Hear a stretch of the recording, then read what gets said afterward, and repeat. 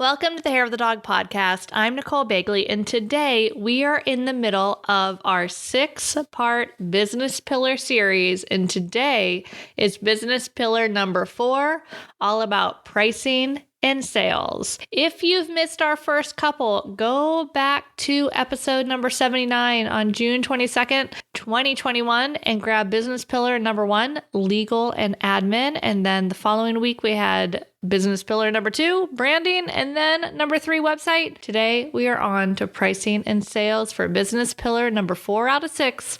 Stay tuned. Welcome to the Hair of the Dog podcast. If you're a pet photographer ready to make more money and start living a life by your design, you've come to the right place. And now, your host, pet photographer, travel addict, chocolate martini connoisseur, Nicole Begley. All right. Hey, everybody. Nicole here. I am back for business pillar number 4, you guys. This is my favorite pillar. It's not really a secret that at some point when I thought about changing careers after being in the zoological animal training field for 13 years, and I was like, oh, what can I do? I actually considered possibly becoming a CPA. I mean, nerd alert. I love numbers. I love pricing. I love looking at my students' pricing and making little tweaks that result in drastically bigger sales for them. It's one of my superpowers and one of my most favorite things to do. If you're an Academy member, be sure to have me review your pricing during a laser coaching or in office hours. If you're an Elevate, we of course will review that as well at any of our calls. So there is nothing I love more than looking at pricing and looking at pricing strategically. There is so much more to pricing than just a hard and fast 4 times markup rule or a 25% cost of goods sold rule or just charge X, charge Y, charge Z, put it together this way and call it a day. There are so many different ways we can put this together based on what we want to sell, what we want to make, how much time's invested, and all of these other moving parts. Now, the first thing we really need to look at that everybody needs to know for their pricing is how much you hope to make, because you can't just say, oh, I want to make more money. Okay, congratulations, here's a nickel. All right, that's probably not what you had in mind when you said I want to make more money in my photography sessions. So we need to start with this intention with trying to determine what our actual sales goal is. Because if we don't have a goal, then we're really just shooting these darts at a wall that might not even have a dartboard, that we just don't even know what to build our pricing and collections and packages around. We don't know what products to offer. We don't know how much profit we need. Like, this is important stuff. The most important thing that you can possibly do for your pricing is to determine your target session average. Now, how do I do that? How do I determine my target session average?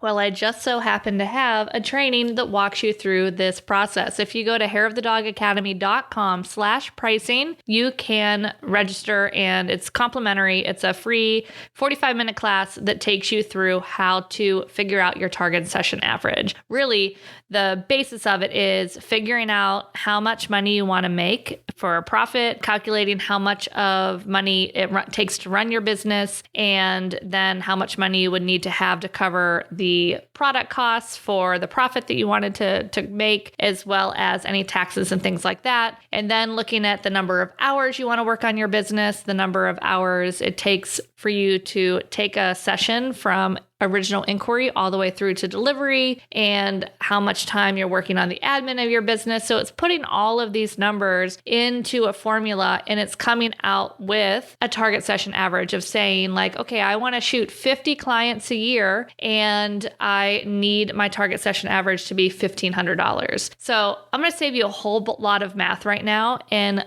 tell you that as a general rule, I've seen so many photographers do this calculation. And if they are looking to earn, I don't know, $50,000 or $60,000 of profit in their business, then generally it's about $50,000 or to 50,000 clients. That would be a lot. We'd be really tired.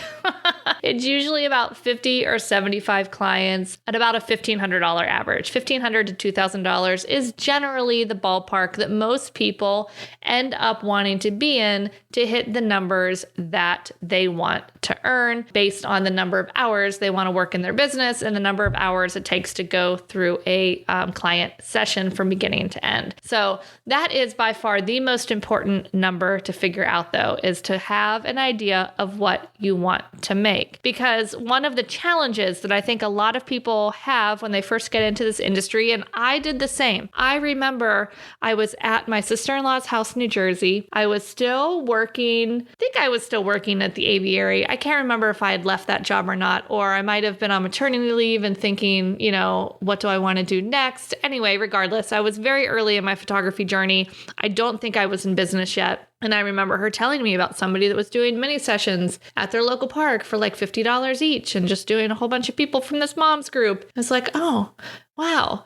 I could charge like $175 per client to do a full session. I'm making like $175 a day. Wow, I'm going to be making so much money. And if it's just digital files, I don't really have any cost of goods sold, I'm going to be making so much money. So this is a trap that many of us fall into when we're first starting to explore this world of photography and portrait photography, whether pets or families or newborns or whatever genre you are photographing, is we look at this all-inclusive model and we look at these digital files and we think, oh man, that's all profit. Yeah, it's not. Turns out it is not, because there's a lot of time invested in that. There is a lot of business expenses. I mean, just add up how much all your photography gear costs, how much your computer costs, how much education costs, all of these different things, taxes, just there's so much. So it actually costs quite a bit of money to run our business properly. So working in a situation in which you're charging just a couple of $100s for a session, unless you have a very high volume business, which can be done. But the way I was looking at it was like, oh, I'll meet a new client, maybe 3 days a week. Because here's the other thing. You can't be shooting every day because you need time to run your business and edit those images and do all of those things, and maybe a day off every now and again, and weather delays, things like that. So having a client every single day is often not scalable unless you're a studio shooter and you're going for that high volume. Like I said, it is possible to have a high volume model that is very, very profitable. But most of us in general in the Hair of the Dog community are looking to create more of a boutique business experience with having less than 100 clients in a year, in which case we need to make more per client to reach our financial goals and to not make ourselves crazy by working all the hours of all the days and nights and weekends and holidays and all of the things. So again, this is where that target session average comes into play. So for the sake of moving forward here, let's just estimate that we want a $1,500 target session average, because I think that probably is one of the most common, between there and 2,000. So that's our first step. Number 2 step in determining our pricing is figuring out what we want to offer. Do you want to sell just digital files? There's nothing wrong with that. For those of you guys that are, want to sell and focus on digital files, there's nothing wrong with that. But here's the challenge. The challenge comes in that digital files are often seen as a commodity, like a banana. If you went to one store and the bananas were 40 cents each, and then you went to another store and they were $2 each, you're going to be like, well, why the heck are these bananas so much more expensive over here than they are at that other store? Digital files are very similar. The general public does not necessarily see the difference in our work for why photographers A's digital files are $2,000 and photographer B's digital files are $200. So therein lies the conundrum when you're offering digital files only. And since we figured out our target session average, that means we need to be making at least $1,500 per client for our sales. So it can be kind of challenging to have a digital file focused business and be commanding that much money for your digital files. It's not impossible. It's just one of the challenges I want you to be aware of if you are considering focusing on selling digital files only. Now, if you want to do products, my favorite thing is products with digital files. So the clients get the digital files that they think they want, and they're also getting the products that they actually are going to love much more than the digital files over the course of many years. And I'm creating artwork that fills my heart and my soul. Like there is nothing like seeing the photographs that I've taken printed on big, beautiful wall pieces. It's my most favorite thing ever, or a beautiful album, or whatever products you love. So you can go ahead and combine those and either include those digital files with your products. You can have it as an add-on. Lots of different ways to do that. We'll talk about that a little bit more in a bit when we talk about pricing strategy. But for here, our step number 2 is determine what products those are. So I don't want you to go to your lab, open up their website and say, I need to offer all of these and 37 different finishes on my prints and canvases and metals and acrylics and holograms and all of the things because they offer it. So I need to offer it because my clients might want it. Yeah, no, that's overwhelming. I went to a furniture store when I was visiting friends in Boston. It's this giant furniture store. It's like 6 levels, huge. And they have like this little ropes course. It was rainy. So we took the kids to do the ropes course. And I was like, great. I'm going to go look at furniture because I love looking at model homes and I love furniture shopping. So I took a quick spin around upstairs. You guys, I'm glad I wasn't actually shopping for a couch because there were literally 17 rooms of couches. 17 rooms of couches. And to make matters worse, they weren't even like in the same room, because you could at least in the same room look at 2 kind of at the same time or sit on them kind of back and forth. But when you have to go through 14 or 17 different rooms to get to the other one, you forget what the other couch felt like. I couldn't imagine shopping for a couch at that particular furniture store. So what's my point here? My point here is that we should not offer so many products that we feel like a client shopping for a couch at that furniture store because overwhelmed minds are just going to say, oh, nope, never mind. Forget it. Just give me the digitals. I'm out of here. Or never mind. I'm going to go somewhere else. So we want to have a streamlined product menu. And it's okay to have 1 or 2 or max 3 types of wall art or 3 types of albums. But really, you can start with 1 type of wall art, 1 album, some prints, some digital files. That's it. That's all you actually need. I would go as far as to say you really could do a business with just 1 type of wall art and some prints, digital files. That's it. You don't need a gazillion things. Sure, is it nice to find a beautiful new product and add it? Yeah, of course. So we can definitely have things to offer our clients, but we just want to make sure we're not offering too many things. And the other point I want to make on products is that I want you to choose products that you love. Products that you love how they look with your work. Don't choose products just because you think they're trendy. Your clients will be attracted to your products and your artwork because you love it. Same thing with your craft and your art and the images you create. Don't just create images because you're like, oh, this is what must sell. No, create the images that speak to your heart and you're going to attract the people that also love that. So same thing with products. So here's our homework again. Remember, target session average, then figure out what products. Just make a little list of what products you love. All right. So then number 3, we're moving on to our pricing strategy. There are a few different types of pricing strategy. We can have the good old fashioned collections, which is, option A, option B, option C at different price points. We could have a bonus schedule, which is if you purchase a wall piece, you save 50% on your digital files.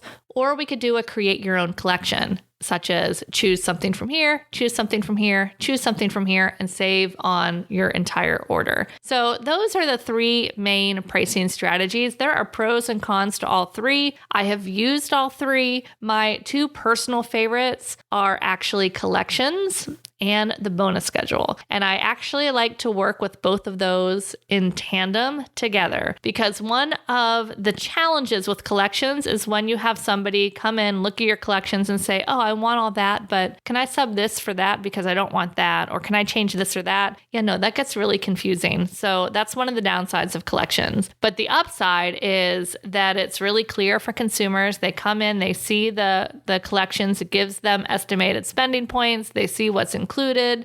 They understand how it works. So I love them.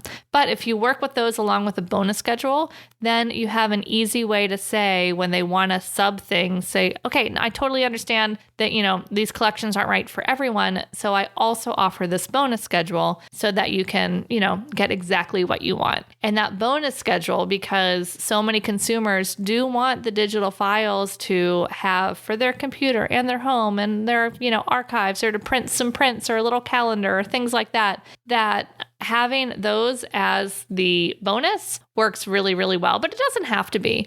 Your bonus schedule could be order a wall piece and get an album 50% off, or order an album and save $400 on a 16 by 20 or larger wall piece. Like, you can create these bonus schedules based on whatever you want to be selling. So this is why that step before, figuring out what products we love, figuring out what products we want to sell, is very, very critical. Are you guys starting to see how it's next to impossible to come up with a pricing strategy if you don't know how much you want to make and what you want to be focused on selling? I hear it all the time. Nicole, what's the most popular products for pet photography?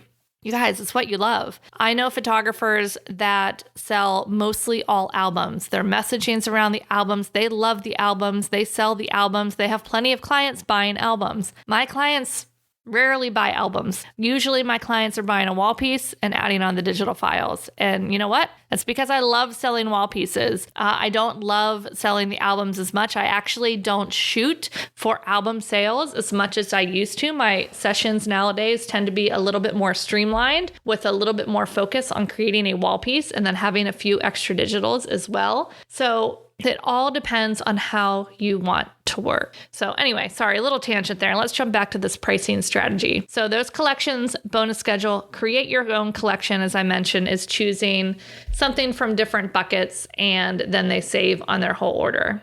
So the challenge with that, I did that for a while, and it was good. The bottom line is all of these worked.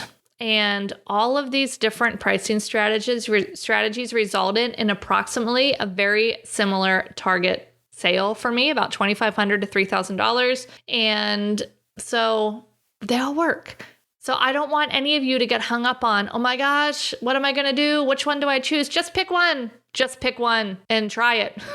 And, it will work, because it's not that packaging pricing container that dictates our average sale. It's how we set it up and how we encourage people to do what we want them to do. So how do we do that? By offering special incentives to continue down the path. You basically create a little path for them to walk as they go through their pricing, as they go through the experience. So for instance, my current path is, let's choose wall art. We're shooting for wall art. I also do have a digital file option too for people that are mainly interested in digital files. So let me back up here. Basically, the new way that I've been doing my pricing this year, and I've been enjoying it, is that I talk to my client and I tell them I basically have two options. Your artwork, your way is my tagline. And it is a digital file option or a wall art option. And the wall art comes with a big, beautiful piece of wall art and 2 additional prints and digital files of those 3. And then the digital file collection is an album block with 10 images and those 10 digital files. And so they can choose, or if they want, they can also do a create your own collection, or a bonus schedule type thing where they choose a wall art and they can add on all the digital files too. So that way they kind of have the best of both worlds, excuse me, which is what I actually named that one. So anyway, the art of that pricing is what really leads people down the path to get them to purchase exactly what you want and getting them to spend somewhere near that target session average of what you need in order to have a sustainable business. We dive into, more of that in the Academy. Like I said, it is really my zone of genius to give feedback to people's pricing guides and help them make a couple tweaks that result in so much more sales for them. So remember, if you guys are an Academy member, hit me up on a laser coaching or office hours, and I would love to give you feedback on your pricing. If you're an Elevate, ask myself or the other coaches on one of our calls. And if you want information on either of those, just head on over to hairofthedogacademy.com/academy or hairofthedogacademy.com/elevate. We would love to have you in either program. All right. Even though I've been talking a little bit about the art of photography pricing, I want to also speak to the science. And I might have gotten a little ahead of myself because the art usually comes in after you figure out the science. But I couldn't, in good conscience, do this podcast without mentioning the science of pricing. And that is where we dive into our cost of goods sold. I know COGS, a 4-letter word. You guys are probably running away, like turning off the podcast now. Like, I don't want to hear it, Nicole. You guys, so important. So important. This is where that 25% cost of goods sold comes into play. And that is an industry benchmark. PPA, Professional Photographers of America, has done numerous studies of different photography studios across the country, retail-based, home studio-based, on-location-based, and they have found that 25% cost of goods sold is really the ceiling of expenses for our products to have a sustainable business. Does that mean that everything has to be marked up 4 times? Because Nicole, have you seen the price of my 30 by 40 acrylic? I get it. It means that the average of your markup needs to be 25%. So what that looks like on my price list is that my lower items, like my 11 by 14, might actually be marked up 5 times. So it has like a 15 or 20% cost of goods sold, where my very large framed acrylic might only be marked up 3 times because that's such a higher price point. I have plenty of profit on that, only marking it up 3 times. And how I choose that is to kind of make sense on the jumps on my price list. So I don't have like a $600 jump from one size to another. They kind of go up in some fairly consistent $200 to $300 to $400 increments, depending on what the prices of those are.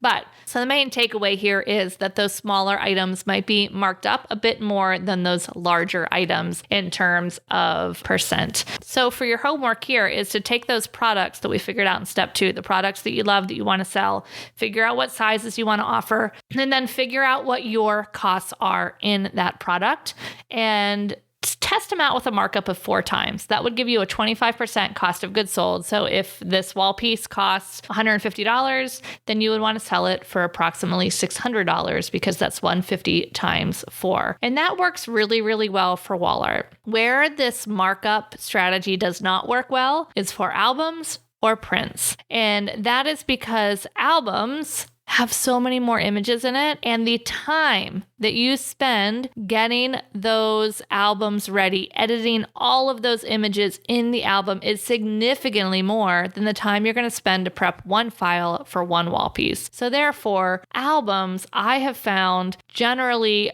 I like to see them at a markup of about 10 times so that they have an actual 10% cost of goods sold if you're looking at just those hard costs, because then it accounts for your time that you have been spending on that album. So wall art, mark it up times 4, albums, mark it up times 10, and then there's prints.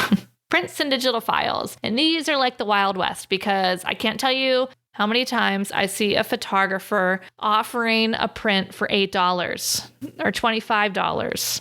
Gosh, anything under 50, but really even anything under 75 becomes really, really challenging to have enough profit there. And that is because the cost of goods for that print, the actual hard cost that you have to spend to get that print, even if it's mounted, it's $10. There's just not enough profit. Marking that up times 5, 4, then you're only earning $30 or $40 on that print. And that doesn't even cover the time that you spent to edit and upload that image and package it, not to mention the packaging and the delivery and the time to shoot and all of those things. So there is this minimum time component that we need to make sure that we get paid for, which in my experience tends to be 8 to 12 hours per client if you're running a boutique business. So if you're making $30 or $40 profit on a print divided by 10, it's like $3 or $4 an hour before your taxes and expenses. Not going to be able to be sustained. But herein lies the challenge with prints. Those prints are one of those like banana-like commodities where people kind of expect them to be a certain price. So one of the things I do in my business with prints is a floppy print never, ever, ever under any circumstance ever leaves my studio, because a floppy print is quickly equated to a print at Costco or Walgreens or some other big box drugstore. And when I only allow mounted prints with a linen texture and a UV coating to leave my studio, all of a sudden clients can't compare that to the other things they've seen. So now it has more value. Now they don't know what it actually cost me, and it's just inherently more valuable. The other thing I do to protect myself from that print sale, because I never want to tell a client no. So when somebody calls and they are just looking for an 8x10 print, maybe a big one of 11x14, I want to be able to steer the conversation and let them know what I offer without telling them no, without telling them, hey, yeah, I would love to do that, but you need to buy more than that. I mean, you can have a minimum purchase requirement. I don't really love that though. Like, what if I went into a clothing store and I just wanted a pair of earrings, but they're like, no, you have to buy a pair of jeans too. Well, I don't really like your jeans. Like, it just doesn't sit well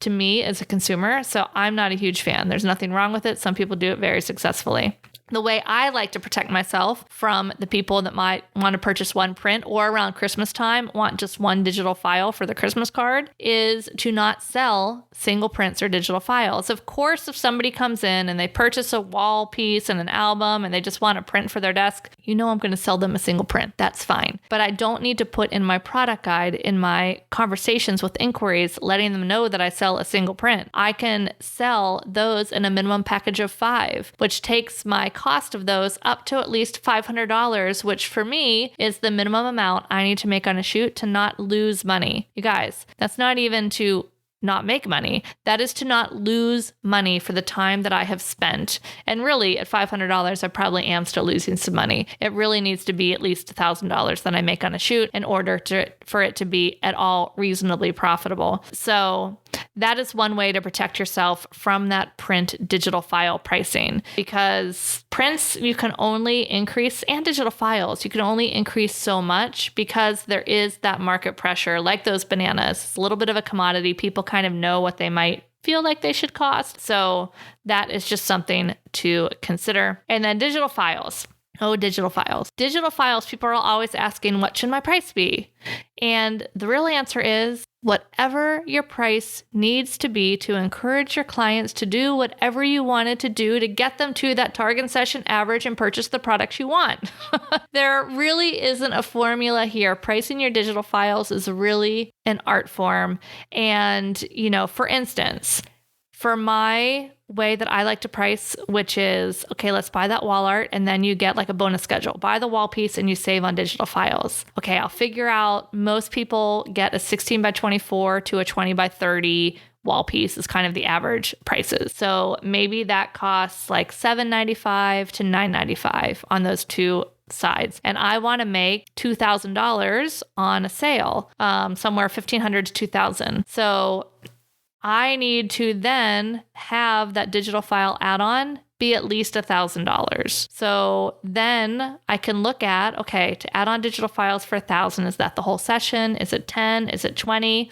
You can make that up. You can figure out what it is that makes sense for your workflow and how you work and how much time you have and how many images you usually create in a session. And then double it, and there's your retail price for your digital files. So my retail price for digital files would be $2,000, but if they purchase a 16x24 or larger wall piece that starts at $7.95, they can get the digital files for half off. So you can do the math. That's actually less expensive than if they purchased the digital files on their own. Why on earth would I do that? I do that because it fills my soul to give them this beautiful piece of art that they are going to love forever and ever. And they still get those digital files. It kind of moves them into a value seeking, because instead of like, man, $2,000 for those digital files, it's like, oh, well, I can get this beautiful piece of art and then look at what I'm saving. They become a value seeker. So this is what I mean with the art of pricing. So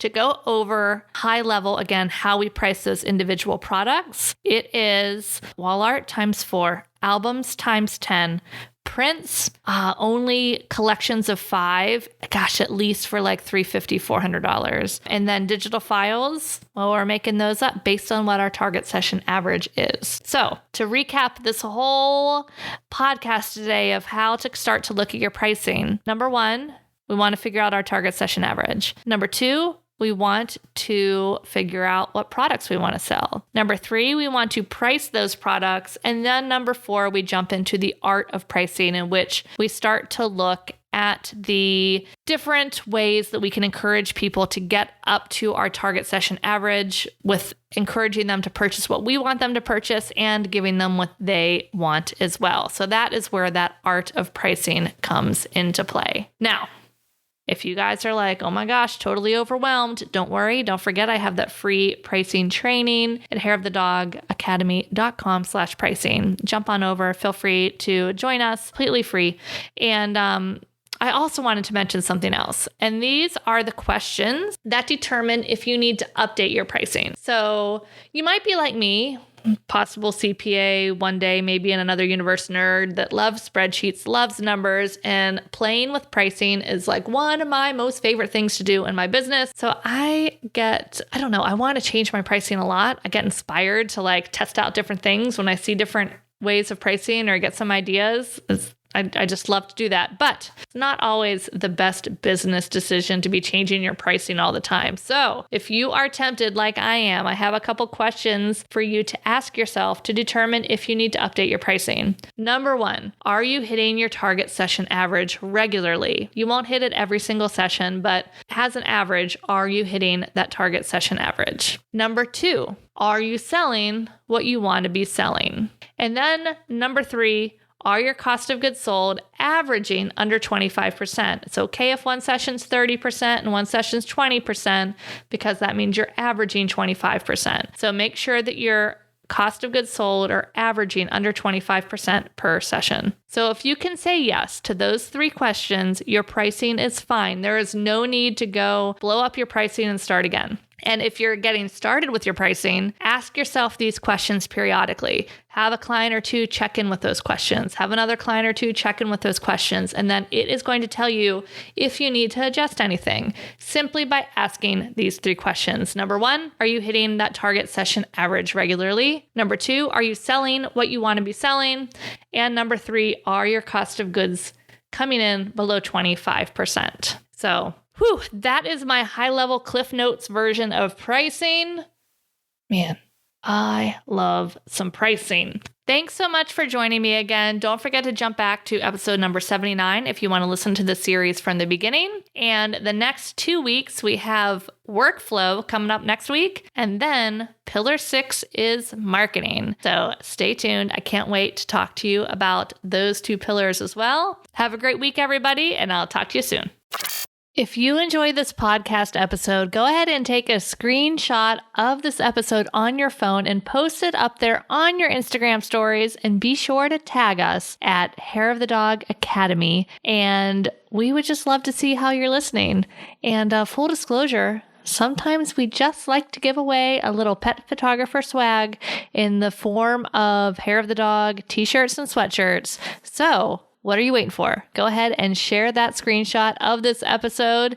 And don't forget to tag us at Hair of the Dog Academy. And while you're there, maybe you want to jump on over to our account and see what we're up to on the gram. Would love to connect with you.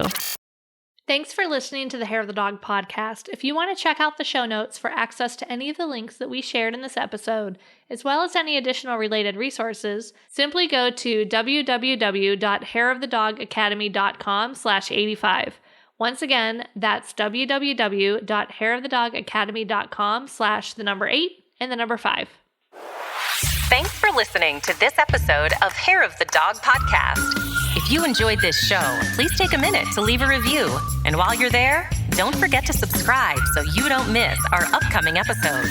One last thing, if you are ready to dive into more resources, head over to our website at www.hairofthedogacademy.com. Thanks for being a part of this pet photography community.